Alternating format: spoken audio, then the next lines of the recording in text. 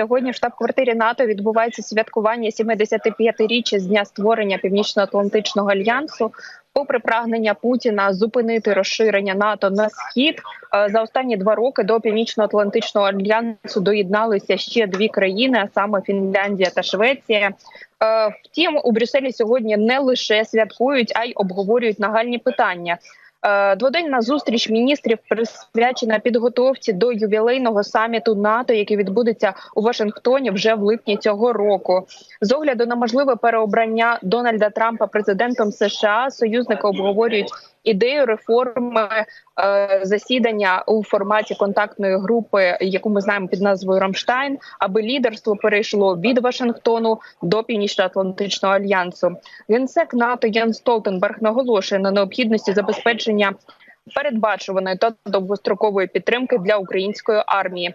Одна з пропозицій, яка є сьогодні на столі, це створення окремого фонду, до якого увійшли $100 мільярдів, і які б Україна могла отримати впродовж наступних 5 років. Однак на цьому етапі думки країн-членів альянсу розділилися.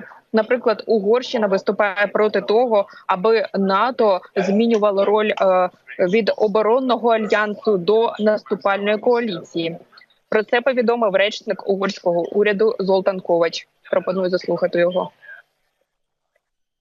Міністр закордонних справ Петер Сіярто твердо заявив, що Угорщина не підтримає жодних пропозицій НАТО, які могли б наблизити альянс до війни або перевести його з оборонної на наступальну коаліцію.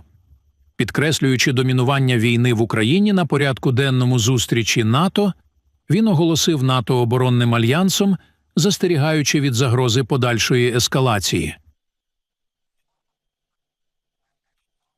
Єнс Столтенберг вважає, що все ж таки він зможе переконати угорську сторону та все ж таки зможе досягти консенсусу в майбутньому. Генсек НАТО Єнс Столтенберг наголосив, що він має добрі стосунки з прем'єром Угорщини Віктором Орбаном, тому все ж таки він сподівається знайти спільне рішення до саміту у Вашингтоні, а якщо все буде рухатись позитивно, то навіть знайти спільне рішення у найближчі тижні. Ми обговорюємо небойову присутність НАТО в Україні. Ми обговорюємо, як ми можемо координувати та надавати Україні підтримку, як це роблять союзники по НАТО. Тож у мене хороший діалог із Пітером Сіярто. За останній тиждень я також двічі розмовляв з прем'єр-міністром Угорщини Віктором Орбаном. І тепер, коли ми розпочинаємо планування, я впевнений, що ми також можемо розглянути питання, які висловила Угорщина, і знайти спосіб досягти консенсусу протягом кількох тижнів. Сьогодні також відбувається засідання Ради Україна-НАТО за участі міністра закордонних справ України Дмитра Кулеби. Українська сторона повідомить своїм партнерам про нагальні потреби української армії на полі бою. Дмитро Кулеба вже неодноразово наголошував, що його головний меседж для всіх партнерів – це заклик передати якомога більше систем ППО та снарядів, які так потребує українська армія сьогодні. Вчора Кулеба вже встиг провести двосторонні зустрічі з деякими союзниками, зокрема з Естонією, Польщею, Великобританією, та навіть зустрівся з головним дипломатом Європейського Союзу Жозепом Борелем.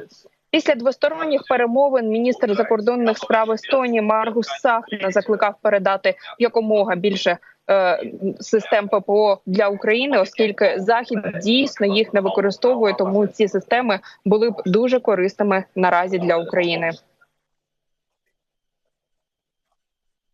У нас є багато систем ППО, такі як Patriots. Ми їх не використовуємо, але Україна зазнає сильних атак щодня, цілодобово. Тому ми повинні надати ці системи, щоб вони могли захистити своїх людей, цивільну інфраструктуру, а також енергетичну інфраструктуру. Після того, як відбудеться засідання Ради Україна-НАТО, з пресою поспілкується міністр закордонних справ Дмитро Кулеба і вже детальніше повідомить, які результати сьогодні отримає українська сторона після цієї зустрічі. Студія. Софія, дуже тобі дякую за таку детальну інформацію і спасибі за твою роботу. Я нагадаю, що Софія Назаренко, журналістка 24 каналу з Брюсселя, була щойно з нами на зв'язку.